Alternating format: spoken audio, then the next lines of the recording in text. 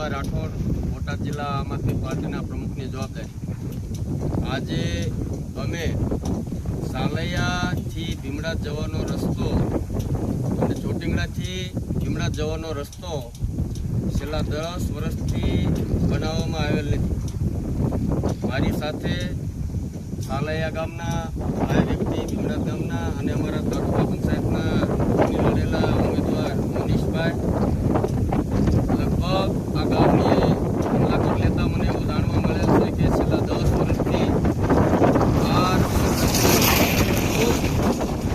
ખૂબ ખરાબ હાલતમાં રસ્તો હોય, જ્યારે સરકારના તૈનાત જે જિલ્લા પ્રમુખ આ સીટના જિલ્લા પ્રમુખ જ્યારે બનાવવામાં આવ્યો ત્યારે જિલ્લા પ્રમુખને હું જિલ્લા પંચાયતના પ્રમુખને વિનંતી કરું છું કે તમારા ગામ વિસ્તારની અંદર સાલૈયા ચોટીંગડાથી સાલૈયાનો રોડ જે થાય છે એની મુલાકાત લેવી અને આ જ વિસ્તારના અને ચોટીંગડા ગામના અહીંના સંગઠનમાં નેતા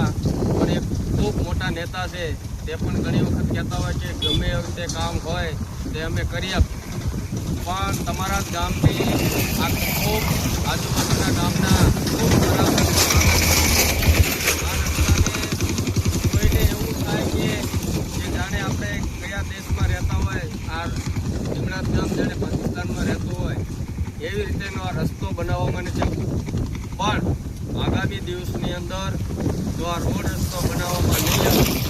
અને આનું સ્ટેટસ શું છે એનું પણ જો તમે જાહેર કરવામાં નહીં આવે તો સાલૈયા, ભીમડાદ અને ચોટીંગડા ગામના યુવાનો, વડીલો, માતા બહેનો સાથે રાખીને આ જ રોડ ઉપર અમે આગામી દિવસની અંદર પદયાત્રા કરશું કે આ રોડ કેવો છે તે ભાજપના નેતાઓને અમે દેખાડશું। એટલા માટે અમે ભાજપના નેતાઓને કહીએ છીએ કે આ રોડ જલ્દીમાં જલ્દી સારો કરે, નકર આ જ રોડ ઉપર ભીમડાદ ગામથી પદયાત્રા ચાલુ થશે અને ચોટીંગડા ગામે આ રોડ બનાવવા માટેની પદયાત્રા કરવામાં આવશે। એટલે અમે સરકારશ્રીને વિનંતી કરવી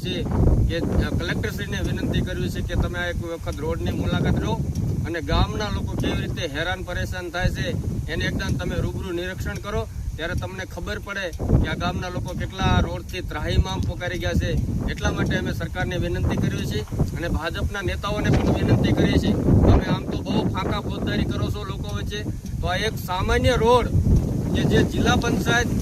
અથવા અહીંથી સ્ટેટ લેવલથી થઈ જાય એવો રોડ છે, તો આ રોડના તમે ક્યાં સ્ટેટસ છે એ આગામી દિવસમાં તમે જાહેર કરો, એ મારી વિનંતી છે।